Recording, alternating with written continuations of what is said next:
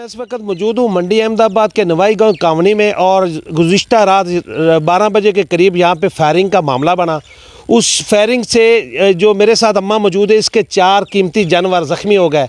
और आइए अम्मा जी से जानते हैं वो कैसे ज़ख्मी हुए और कैसे ये फायरिंग हुई। अस्सलाम वालेकुम अम्मा जी। वालेकुम सलाम।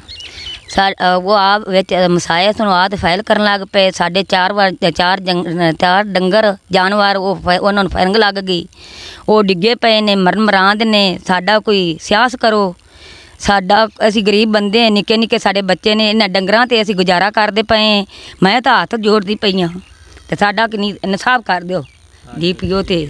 जी बिल्कुल, ये अम्मा जी मेरे साथ मौजूद थे। इनका कहना है कि जो फायरिंग का मामला बना है वो हमारे हमसाए हैं, उनके घर जो ग्रुप आया है हमला आवर, उन्होंने आके फायरिंग कर की। उनकी फायरिंग से जो हमारे कीमती 4 जानवर है वो ज़ख्मी हो गए। और मेरे साथ यहाँ पे मोहम्मद अशरफ वट्टू मौजूद है। आइए इनसे भी जानते हैं ये फायरिंग का मामला कैसे हुआ और ये अम्मा जी के जानवर कैसे ज़ख्मी हो गए। जी अस्सलाम वालेकुम। वालेकुम अस्सलाम।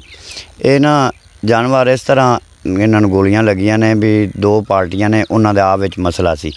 उत्तों पार्टी आई है तो उन्हें फायरिंग की है। फायरिंग करते माई दा तो किसी नाल है ही नहीं, इनकी मुखालफत नहीं हैगी। इहदे 4 जानवर सूवन वाले ने ते 4 जानवर नूं फैर लगे ने ते बड़ी बुरी हालात च पे ने।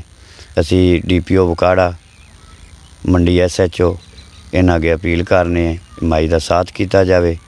इनका डंगरां ते गुजारा सी ते मेहरबानी की जाए, इनकी FIR दर्ज की जाए। FIR तो बाद उन्होंने सज़ा भी तगड़ी तो तगड़ी दी जाए। जी बिल्कुल, इनका कहना है कि जो फायरिंग का मामला हुआ है हमारा उस फायरिंग से कोई तल्लक नहीं है। वो हमारे जो हमसाए उनके घर फायरिंग हुई है, उनकी फायरिंग से हमारे जो 4 कीमती जानवर हैं वो शदीद ज़ख्मी हो गए हैं।